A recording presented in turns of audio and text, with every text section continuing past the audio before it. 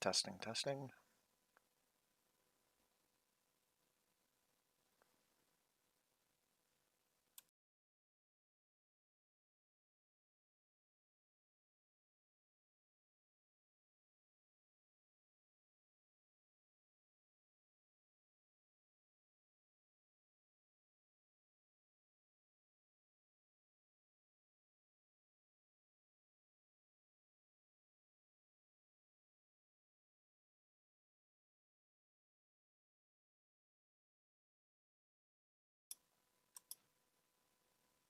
All Testing. right. Testing. Testing. 1, 2, 3. All Testing. right. Testing. Testing. 1, 2, 3.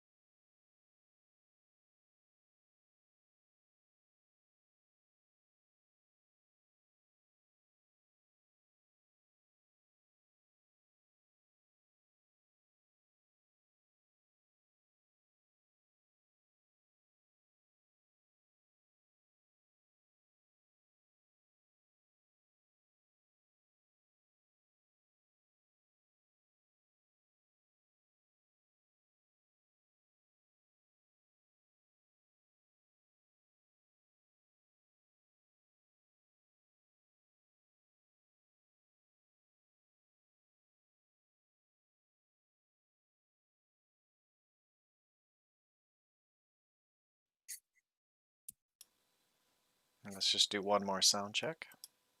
Let's just do one more sound check. Testing. 1, 2, 3. Let's just do one more sound check. Testing. 1, 2, 3. Let's just do one more sound check. Testing. And 1, I've 2, got 3. echo. Testing. And 1, I've 2, got 3. echo. Did you get echo when we started testing? Did you get echo when we started testing? Oh. Did you get echo when we started?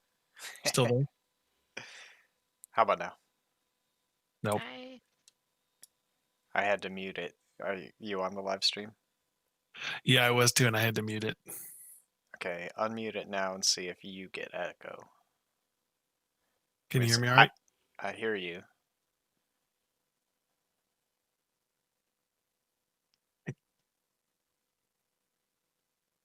Are you good? I'm just not sure if we're getting sound in the video. Here, I can mute and check. Okay. I mean, I know I'm getting sound through the video, but it's echoing, but I think that's because of me. The loop is because my audio feed is coming into the video stream.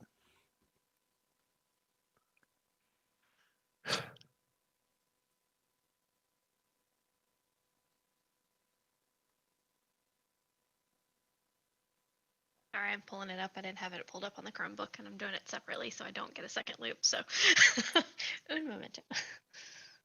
It's a good idea. That's why I do 2 devices. That's what I did this morning.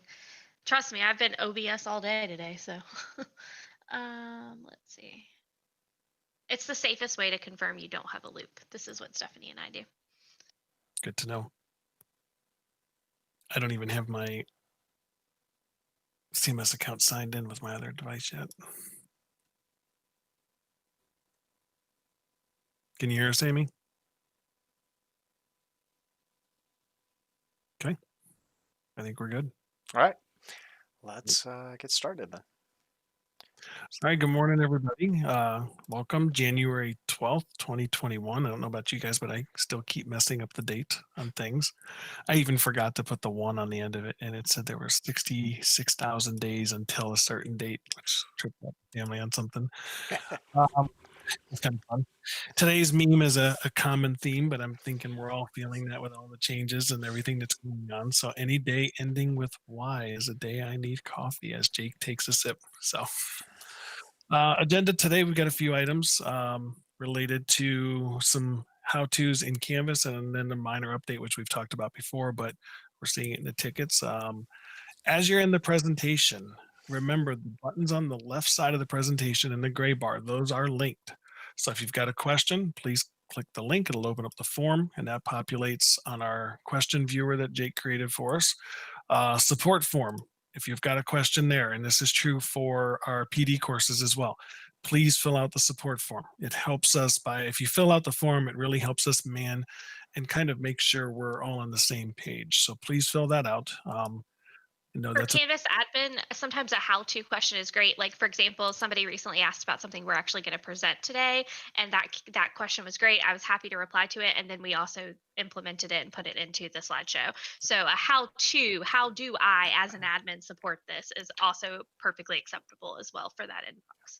So Yeah. in the Canvas admin support course, Yes. that support Yes. form is right under the home button. So just know we always have that available to you. And yeah, admin support as well as all our other professional developments. This form goes to the same place.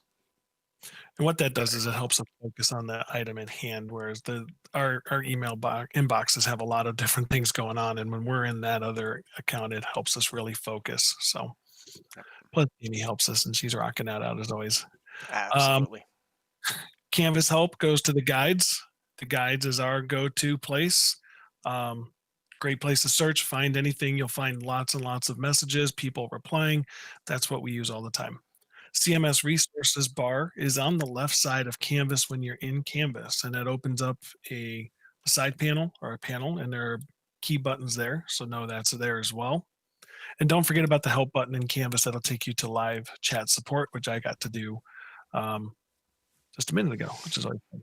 So we'll have our reminders today, which stay the same. I want to give a shout out to Marlena Hambacher. If you're watching, great job on a ticket I had to work with today. She gave me course IDs, URLs, teacher email, and then the specific URLs to the assignments that we were looking at. It made it really, really easy for me to narrow down what was going on and what wasn't. So shout out to Marlena on that. Really, really helps us get it done. Thank you, Marlena. Yeah, canvas.cmslearns.org. I've added a couple of resources this week, although if you ask me to remember what they are at the moment, I can't, but we've added some resources there. Please go and check those out. It is searchable. I know we added something for admin, if I'm not mistaken. So click the button. It'll show you all of everything. It is alphabetized, searchable, all that kind of stuff. So please make sure you check that out. Global announcements. Yes, that's it. Awesome. So this is a great resource for all stakeholders that we curate, but also know that a lot of times we're pulling from the Canvas guides, just like we're telling you all to do. But this is kind of filtering it out a little bit for us. Yeah. Sometimes there's that CMSified aspect of things that we like to give you a starting point for where most of the problems are happening for CMS. But yeah, ultimately, these are informed by the Canvas guides. Very much. Well, a lot of it will come from our conversations in these meetings or what we're seeing in tickets as well.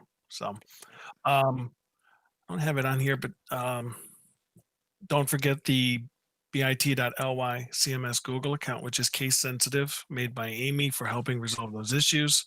Just a great little tip. And then j.it PD office hours, which I always mess up, is open 24/7. We keep an eye on it. So those are for our asynchronous viewers.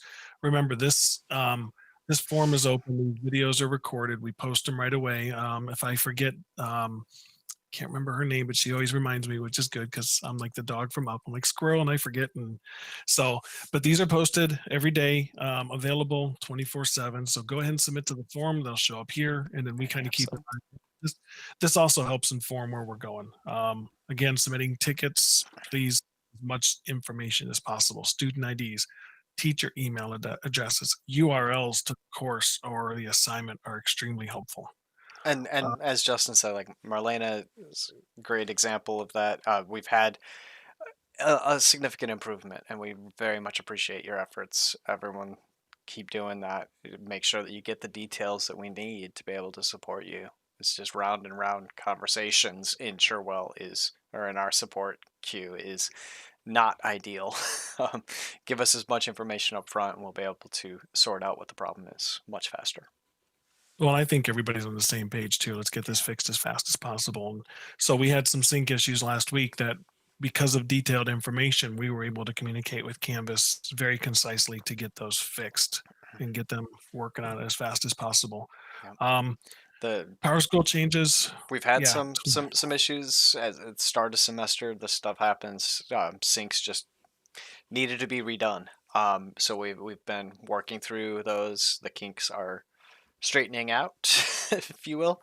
But if more come in, just let us know what's wrong, what's not right. If it's in PowerSchool but not on Canvas, we'll take a look.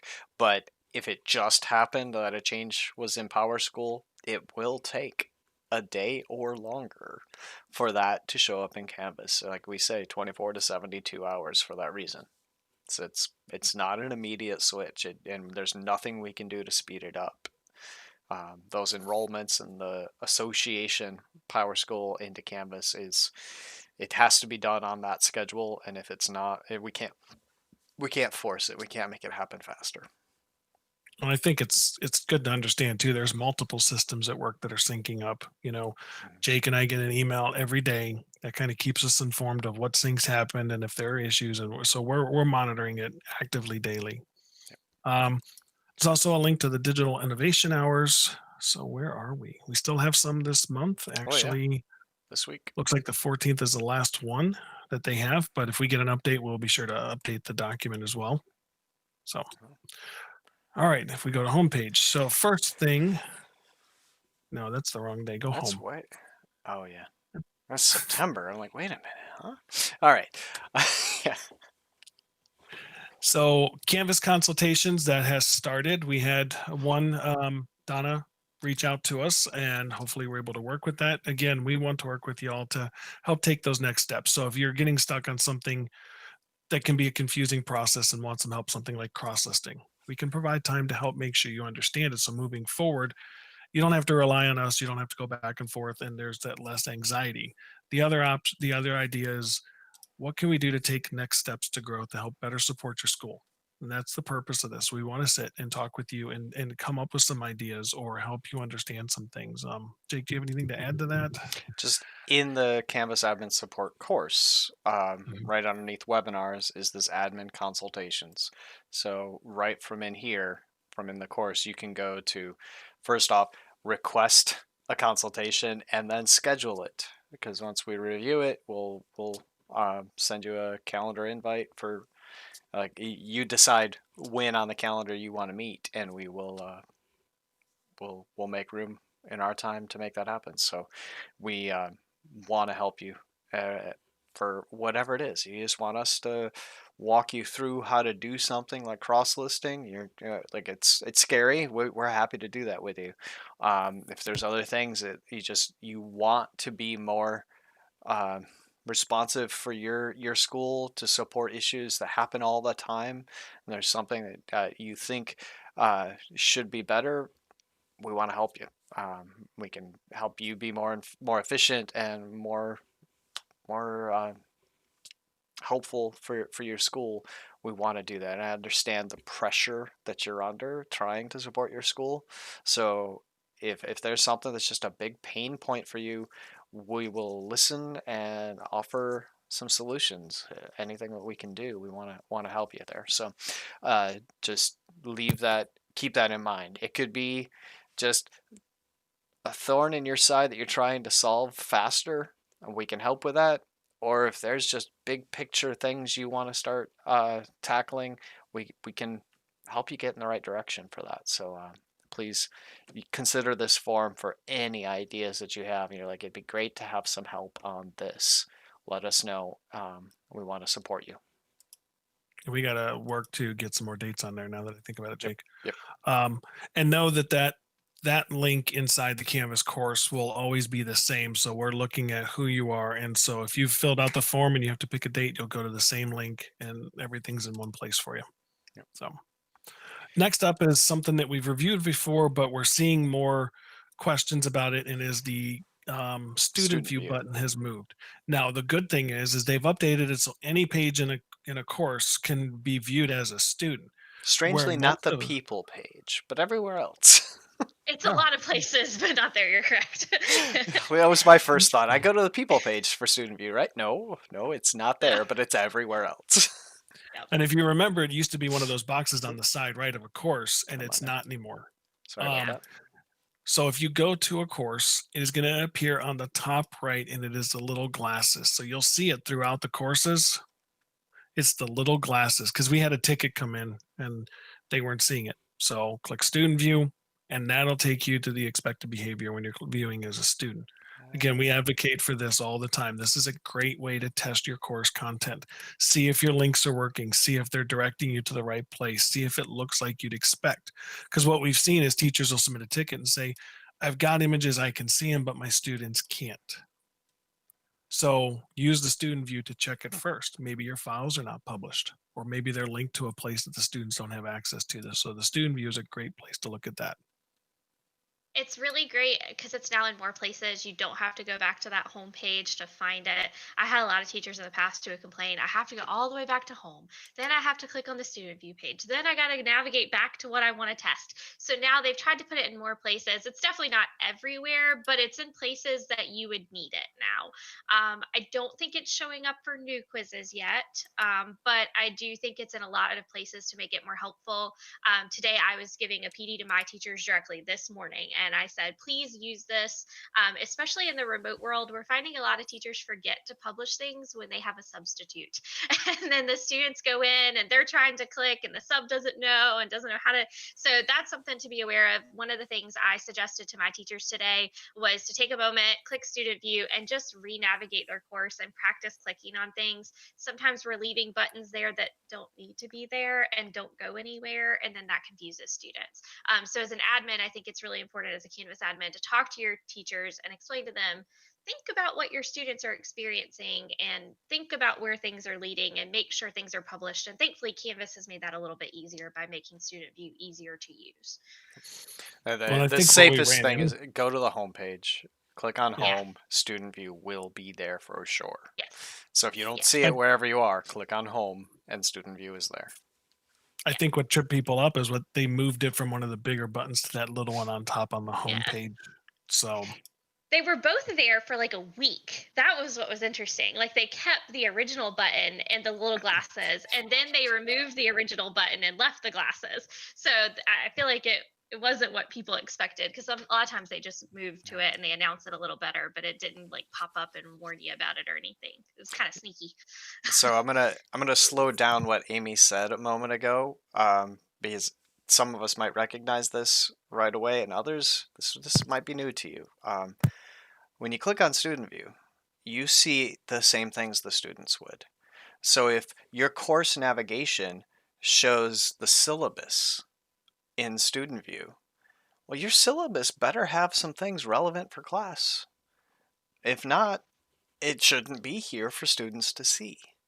If you don't use discussions, you shouldn't have it in Student View. You should disable that in-course navigation. That's the kind of stuff that we're talking about here. And links on the homepage, like if we clicked on Canvas Admin Consultation and it took you to a broken page or page not available, well, that causes the student to think that something's wrong with their device. And then they reach out to their tech contact because the teacher says, oh, something must be wrong with your device because I can see that page. Well, the page is unpublished and they don't know that. The tech contact doesn't know that to look into this course. And then it goes to a ticket, and that's one of the hundreds of tickets we get. That's just one of the hundreds of tickets we get. So be aware that Student View is meant to help you understand what the students are experiencing. And if they're experiencing a bunch of broken links and a cluster of information that doesn't give them what they need to be successful in class, then this is a poorly managed course. Just like a classroom filled with papers from a decade ago or longer and projects littering the walls, maybe they're informational, maybe they're hoarding. There's that question that you have to ask with the teacher. Is this the best learning environment for your students? It The can become a physical barrier. space as well as the virtual space have parallels here. So Student View just helps you empathize with the student and understand what experience they are having in that course. So use Student View. It will make you a better teacher or a better leader and more capable of evaluating the learning experiences for the students at your school. Absolutely. I agree completely. So cool. Cool. So yeah, Thank Student you. View, Click just on the know that next. that's there. That's huge. Yep. I guess I got to go back to home. Why Oh, are these because all that out of one, order? Oh, the because Student we View did that one buttons. before. Okay. So, All right. all right. Next one is delay posting your announcements. This is a great little trick. I mean, the announcement you got this morning saying we're having a webinar at 10 o'clock this morning. I wrote that yesterday, put it up, delayed it till 8 a.m. And it's funny because it comes through an email. I'm like, oh yeah, I forgot I did that. It is a great way to communicate, but not have to worry about the live element. And if you've been in a busy situation, you've been in the school and you understand how crazy things get, you might forget. You might get sidetracked. Something comes up. So the delay posting is a great way to say, you know what, I want to communicate this at this time. We've got a survey we're releasing to our students. Send Friday morning at 8 o'clock. You don't have to worry about it. It's going to get sent. All right. I love this feature. I use it a lot. It's one less thing in our mornings before admin office hour checklist. So that we don't have to worry about that. We just have to worry about getting this live stream audio fixed. Yeah, there is that too. Because OBS is already like flying a plane and we have to go through a massive checklist. So yeah, one less checklist would be great. So yeah, Yeah, delay posting. It's well worth it. Yeah. Well, and the other thing we found was at the school I was at, the principal would post, her daily updates at 8 o'clock every Sunday morning. And, that would prevent her from being able to sleep in and getting everything she wanted done ahead of time. And it set a consistency. The minute we started doing this, where we're delaying the posting at the exact time, it set a consistency where everybody knew when it was going to be coming out and what to expect. At the same time, too, it allows for other people, if like a co-teacher in a course, to do this as well, and for other people to help. So if something comes up and a teacher's not available, someone with rights can go in and post these things and help out. So it's a feature I love. Very cool. Next one is Jake's. We learned something new yesterday. All three of us learned something new yesterday. So as an admin, when you go to your admin view for your school's sub account, when you go to people and you click on the three dots next to the plus people here, you can manage profile pictures, right? And it will list all of the users that have courses in your school, right? So you will see many, many users and their profile pictures. The default is you will see the users that have been reported. So what that means is someone, student, teacher, doesn't matter, someone went to their profile and clicked on this little flag to report it as appropriate or as inappropriate, basically is the intent there. Now people might just be clicking it, and I found that to be the case. Most of the reported ones were not a problem for what we were viewing, but there are thousands upon thousands of profile pictures across the district, so you can look at your students' profile pictures is the point from right here in the people view of your sub account. Click on manage profile pictures, and then you can see a list and approve, which would just say, yep, it's fine. And it goes into the approved column instead of reported. You can lock it, which would prevent that user from changing the profile picture. And you can delete it. So you have that management of profile pictures, and we've had tickets before of doing this, and we've taken care of them when they come in. It's not, it hasn't been like a big volume of issues, and we just went about our business and removed the profile picture. But you can now do it yourselves. You can look up the users and approve, lock, and delete profile pictures. So it's a nice thing to do. It wouldn't hurt. We're showing you this. Just go take a look. If you have some time, the next month, take a look at your profile pictures of your students at your school. It's actually a lot of staff that have been reported. So, students students like to do that. They like to report their staff, and they're just the picture of the teacher. So it's not really a big deal there. So you can just approve those quickly. But if you look at a student's profile picture and it's inappropriate, you can do something about it right there. Well, and I can think of instances where I've had to do this, and I've had a student I can think of a student that was notorious for inappropriate things. So being able to delete the profile picture and then lock something in place so they couldn't change anymore was one less pain point. On top of the fact that that's a behavior issue. So we had to talk with the Absolutely. school leadership and the parents about this is a behavior issue. It's not a technology issue, but it gives us another layer. Yeah. And students are going to do this. They're going to report other people, and that's just the name of the game. We get students that report their teachers' emails as spam in Google. Fortunately, we can ignore those. It's not like external emails, so they can't prevent teachers from talking to them, but they try to report them as spam. We prevent that, but that's going to happen. But you can quickly go through and approve or lock or delete all these reported ones. You can go through them all. Actually, you can even go to the submitted column and approve or delete, lock or delete all of those. The Canvas Guides info on it is extensive. It explains everything we've done. We've just done it in a couple of screenshots. Obviously, we don't want to go to it live in Canvas because it will show users and their profile pictures, and we don't want to do that live here in our stream. So just know when you go to your sub account, you can click on people and manage profile pictures. Give it a go, see what you think. What's next? Cool. New quizzes. Yes, the to-do list, the breadcrumbs. We've seen a few more tickets come in this week about this. Just a reminder, the way new quizzes works. If you go from the to-do list on your dashboard, if you were to click on a quiz that was assigned, and that quiz is using the Canvas's new quizzes, it will show this view where there's no preview available and whatnot. You just have to click on the name of the quiz at the top where that arrow is pointing. If you click there, you're back to the take quiz page.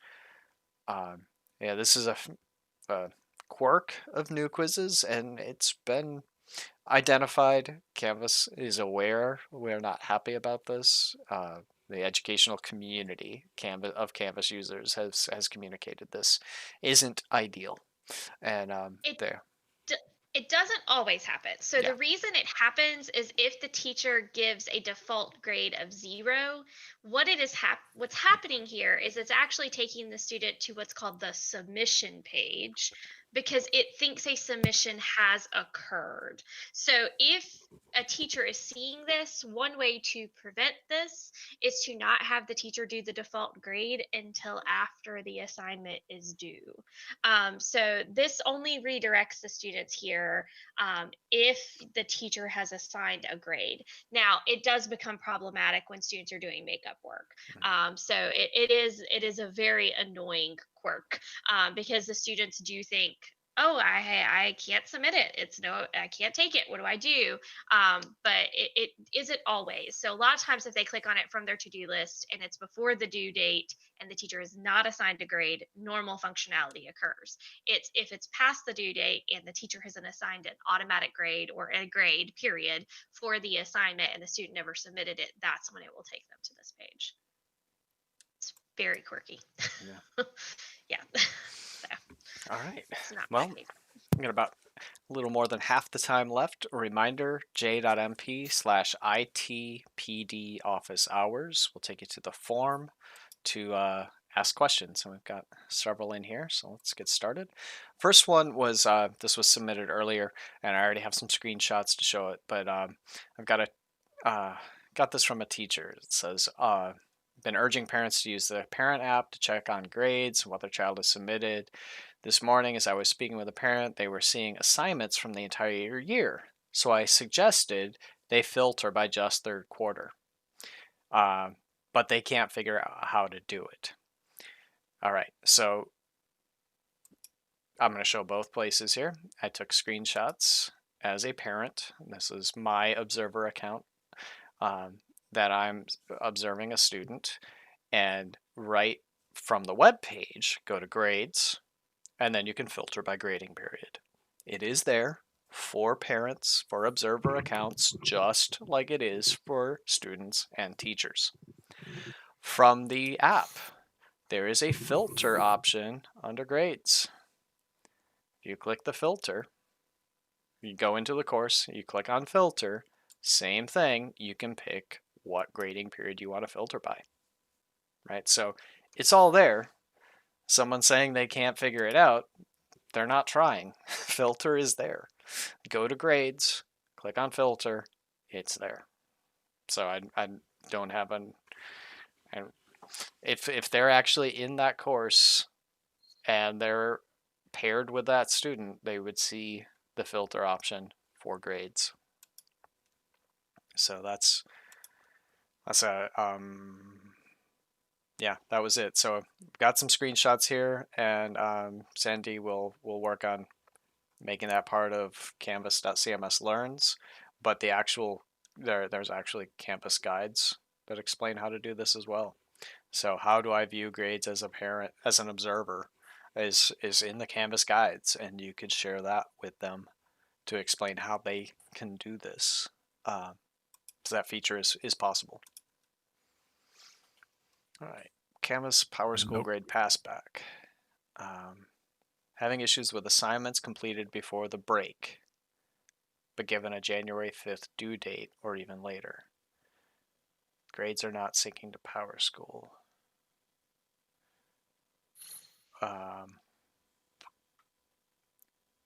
That due date is what worries me because it's yeah, if way past. it really has to be a due date on or after January 5th, right? It cannot. When did second period close? December 21st or 22nd. Yeah. I would say the first thing to do here obviously is going to be checking the GradeSync page and seeing what that GradeSync page says for the course and checking to see, it'll tell you what assignment is holding it up, as we've shown before in Canvas admin hours. And it'll let you know. I would suspect there's an assignment that's due before the 22nd or 21st of December, and you just may not realize it if you've got a lot of them. But I would check the GradeSync page, click on the word completed that has the exclamation point beside it, and it'll show you the error message for which grade or which assignment is holding it up. But I definitely have teachers who have had assignments due on January 5th and not had a problem. So I've got a feeling she's probably got one due before then without realizing it. And it's so easy to do, especially if you've got a lot of assignments. Yeah. So clicking on that GradeSync page, clicking on the word completed, seeing what it says why. And so in this case, it's grade category missing. But in this case, if it's a locked assignment, it'll say locked and it will say the assignment title in there somewhere. You just might have to click through and see what assignment it is and read through that a little bit. So we had a lot of grade category missings. We didn't import and move them to the right group. This is, by the way, there's a SIS integration tab link in the account navigation. So when you go to your school's sub account, you'll see SIS integration, and it'll just list all the SIS integration errors that you may be seeing. And completed. I forget that's there. That would have been a great place for us to grab error messages when we were like searching for needles and haystacks. True. I just realized that. Yeah. There's so many layers. Well, what got me was that comma doesn't matter. Well, Yeah, but for them, section they're not gonna be IDs, looking yeah. at it, but Comments. yeah. Yeah. But anyway, so yeah, look at the errors. That should give you an indication as to what's the issue. It's either not in a grade category imported from PowerSchool, which we added highlighting in the assignments page to help make it clear to teachers. But this is trying to sync, but it's not in an imported category, so it won't. We've put those messages onto specific assignments that have been selected for syncing and are not in the right group. So a lot of these errors kind of fall into that category. But yeah. And that's one, Danielle, if you submit to us, give us the link to the course and the specific assignments. If you submit a Sharewell, we can take a look as well. One thing I'll suggest as a Canvas admin for my site is at the beginning of every quarter, I do a quick training on GradeSync. So literally this morning was my GradeSync retraining, and I literally go through the Canvas course that has been created. I go step by step. I usually pick a volunteer in my training and we set up their gradebook live in a quick Google meeting together. We don't record it. We're just together. And we walk through it step by step. And I will say, Jake, the highlighting on that assignments page is so helpful. It really brings to light the importance of the categories and which ones are allowed and which ones aren't. But I went through this course this morning with some of my staff and I recorded part of it so that other staff can go back and look at it. So it really is important as a Canvas admin to think about what your teachers are experiencing. And at the beginning of every semester, they're going to experience, they're going to forget all the setup that's required for GradeSync. I mean, my teachers at Butler love Canvas, so they've been using it forever. And I still have teachers every year that are like, my GradeSync's not working, and they forgot to re-import their categories, or they forgot to move assignments. So it's really a good idea to just do a reset at the beginning of every semester or every year to kind of remind them how to do that and go through it. Provide them that time. I think it's helpful to provide them that time where you're on hand for supporting that. Yeah. All right. Students were changed from in-person to full remote, and grades from Canvas are no longer in PowerSchool. I'm sorry. I understand what we're saying here. The grades that were in Canvas did go to PowerSchool, but they've been removed? Is that what you're saying? Because that doesn't happen. Canvas does not remove grades from PowerSchool. They're saying the student was changed from in-person to remote. Okay. And the grades from Canvas, they are. So this is where they were probably the A day, B day, dual enrollment thing. And the grade is still there, but it's now associated with the original section. And they need to talk to their data manager because your data manager knows how to handle this, because they're probably going to have to override grades in PowerSchool so they show up for the new section.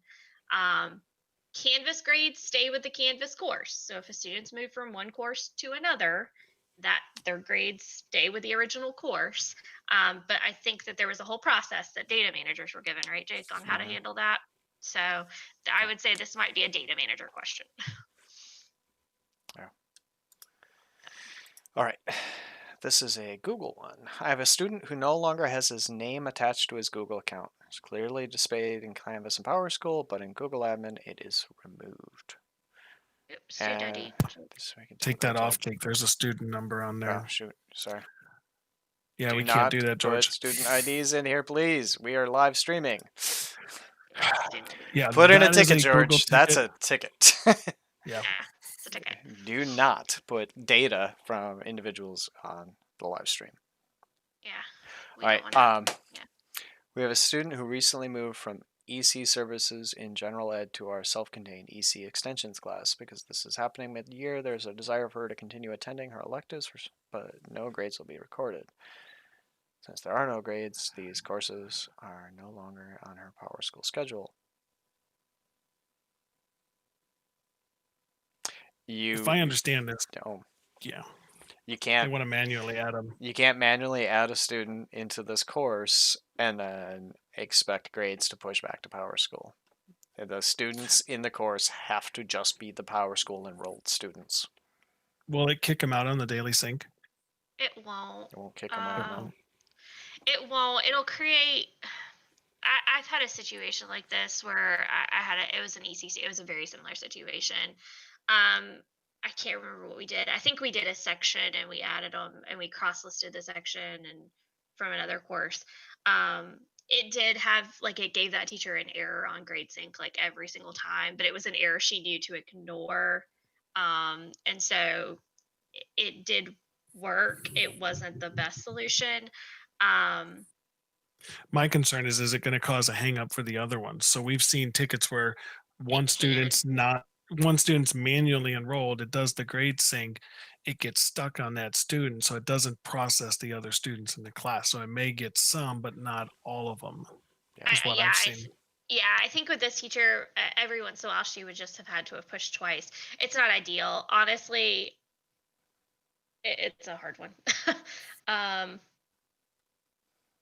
Having a separate course like a sandbox and adding them to that sandbox, I get that would also be a solution.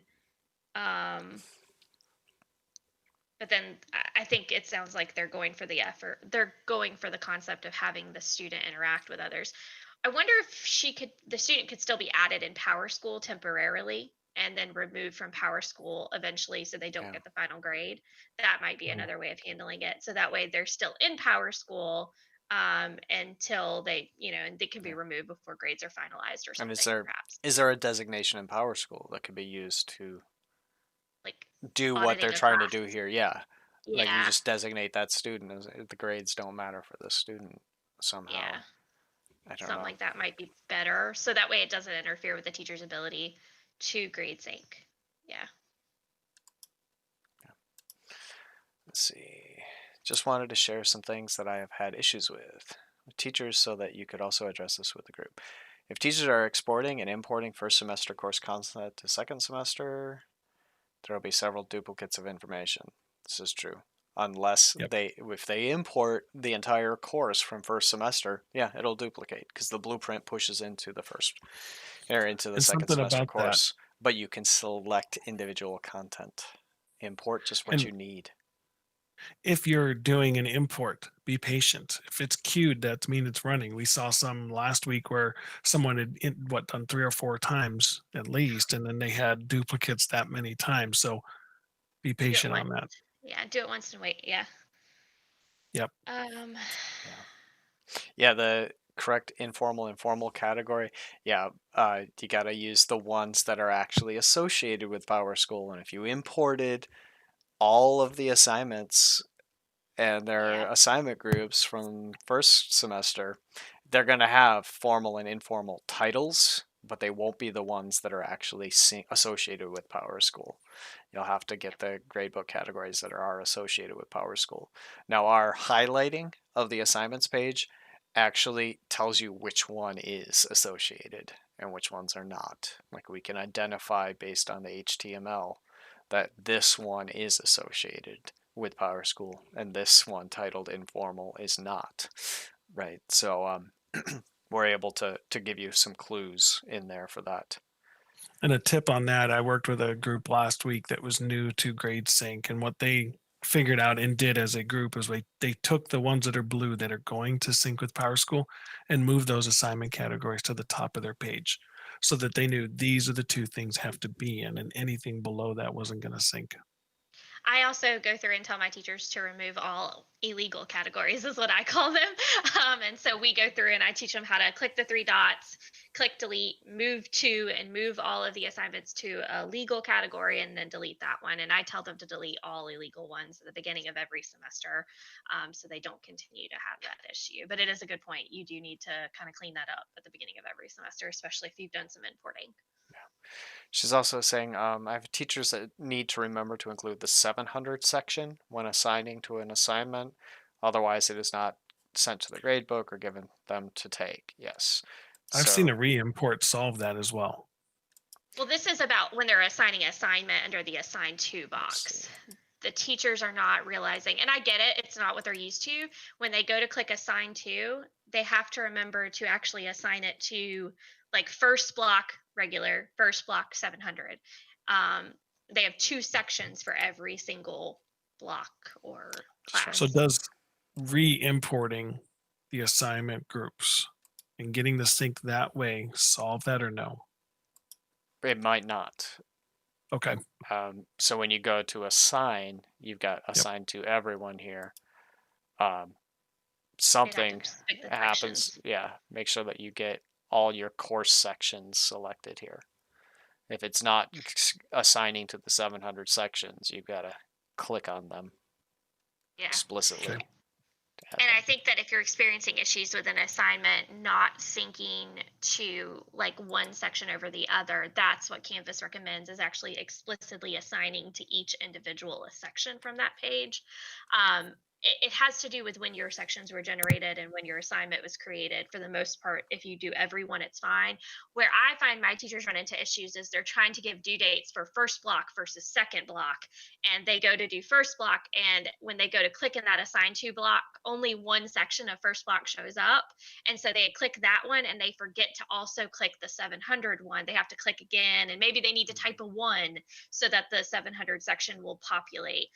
So that way it actually is assigned to both sections. I do see that. I find when, as an admin, I know this is happening when a teacher comes to me and says, half my class can see it, the other half can't. What's going on?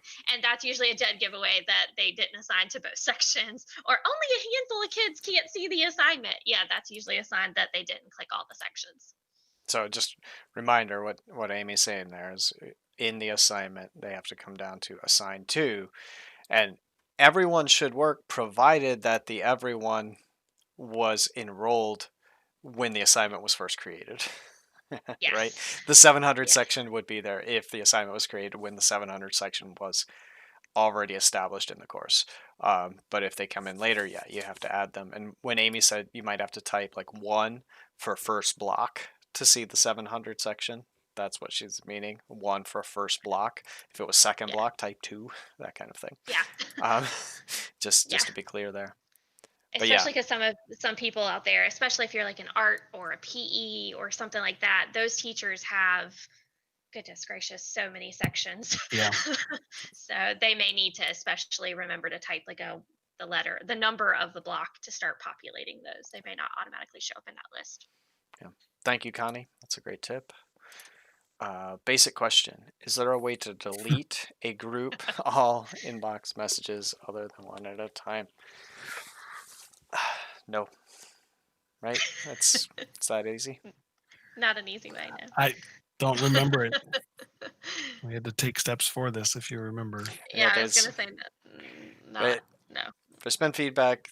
There's the inbox could be improved, and Canvas is aware. Yeah. Canvas community. Go vote. Yeah, go suggest ideas and go vote. Speaking of which, we've got about 15 minutes left. If you got questions, j.mp/ITPD office hours. Well, let's go there. Let's go to the community. Right? Let's show them how to vote, because voting is different now. You have to vote with the stars instead of an up-down, which really. Yeah, and it messes with me. Somebody, now I guess it's more rating it than voting for it. I'm going to go to the help icon and search the Canvas guides, which will get me into Canvas here. I've got to sign in. In order to vote, you can't vote anonymously. Oh, wait, I'm not. I think you actually click sign up. Did I? Yeah. Or maybe you are signed in. Yeah, I guess I am signed in. Okay. So let's go to idea conversations. Is that it? Yep. They're now called ideas for when Does it you're know? voting on things. Um, I think it's trying to get you to sign up. this says It not sign is. in. Sign out. What you know? What you're in another account. You're in Oh, Right, you're in I know. IPPD. IPPD. That's why. And they haven't signed up before. Well, let's do it. No. Yep. Let's do.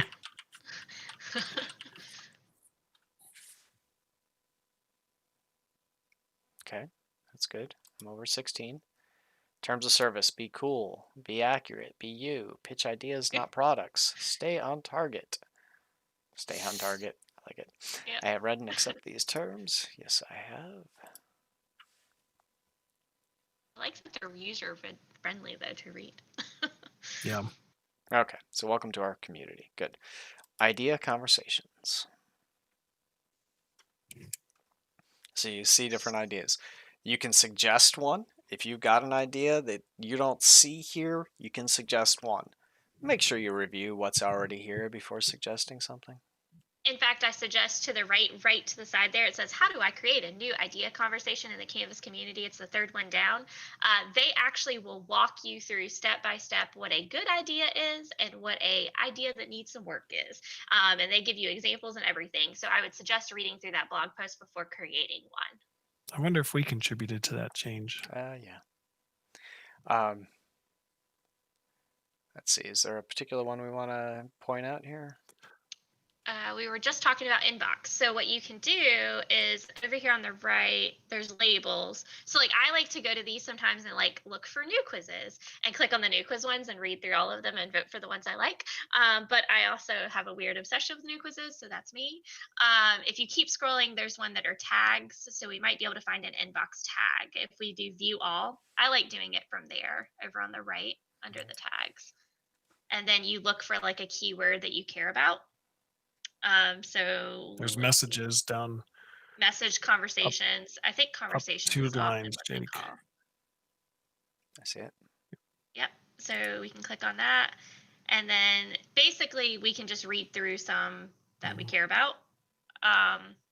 If you want to actively vote on one, you have to actively click on it. And then there's a star, kind of like you would rate a movie on Netflix. Block students from emailing each other through conversations. Nice. That Okay. is a big one. Yeah, so you can Sorry, read that's why. through what's been said, and then you can also comment on it. Sometimes you might like somebody's idea, but there's something else you want to suggest or an additional thing you would like to see. You can also comment here, but in order to actively vote, you have to vote through the stars now. And so you'd have to give it a 5-star if you agree with it. Or maybe you give it a 1-star because you don't agree with it. There are some of those out there too. So it's just kind of a way that they're doing that. But they do read these. The Canvas community is very active. Like the Canvas people, they are on here like real fast sometimes. And they go through and approve your idea. Your idea does not automatically get posted. They do review it. And they'll actually directly reach out to you if there's something about your idea. So I, for example, did an idea about the new quiz thing that we talked about earlier, only for them to explain to me it's not really an idea. They already know it's working as intended. The as intended is not what we want. So, but they were really quick to reply to me about that. So they are very fast on the response time on here. Jake, we got a question in our. Okay. And I understand what she's asking. Thank you for the information about the SIS integration page. How do I know which course the errors are coming from? Good question. So let me get to the. So we're gonna, from your sub account, click on SIS integration in the sub account links there. All right. So that number in the first column should be your course ID. Yep. And the Canvas course ID, which means way up here in the course URL, you would have to change this to courses / and then paste in that ID. Right, so it's cms.instructure.com/courses / that number.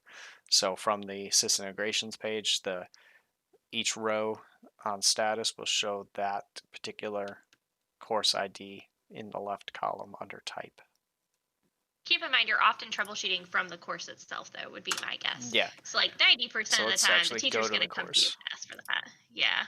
From the course, we go to grade sync. We can see it's waiting. She had successful syncs today, and yeah, she did a category sync earlier, and she's doing a grade sync.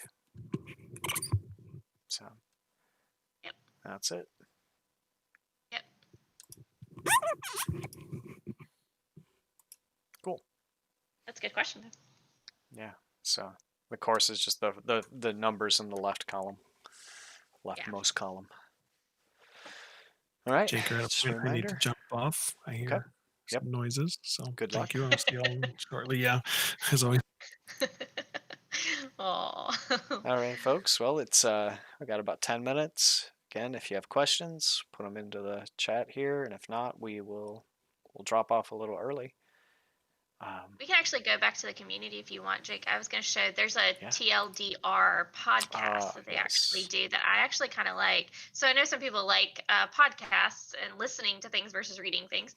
So if you go to the product and the Canvas TLDR, they actually have a podcast where they actually talk through the new release notes. So I am a super nerd, and sometimes I'm like, hey, I want to listen to something while I'm on the treadmill or while I'm walking around the neighborhood or something. You can actually listen to the podcast on them over on the right podcast subscription links. You can actually listen to it in Spotify. Oh, nice. Yeah. So heads up if you're somebody who's like, you know what, I get it, Amy, you like reading the Canvas guides, but I don't. You can listen to them. So that's another way you can kind of keep up with what's happening in Canvas. And they're kind of cool. They actually do a pretty good job. Like their production quality is pretty decent.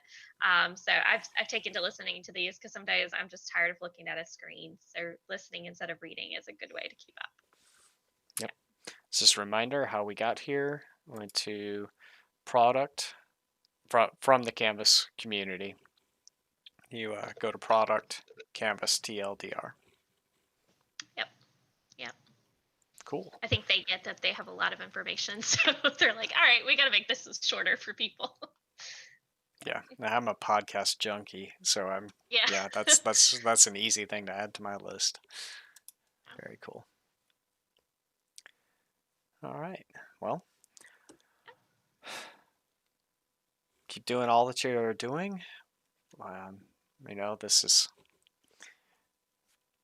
quite the time that we are in, and I look forward to working with you. Continued. Looks like Connie has another one. What I have found about the change in student schedules, home versus at school learner, and grades in PowerSchool disappearing, they can be found in dropped courses until they have been updated by the teachers. Okay. Yep. And again, the data manager has those directions on how to go about that override process and all that. But that is correct. That's, from my understanding, that's what my data manager has explained. Found in dropped courses in PowerSchool. Yes. Right. That's where she's talking about. In PowerSchool is where that's at. Very cool. Thank you, Connie. All right. Well, y'all take care. Be safe. And we'll see you in a week. Yep. All right.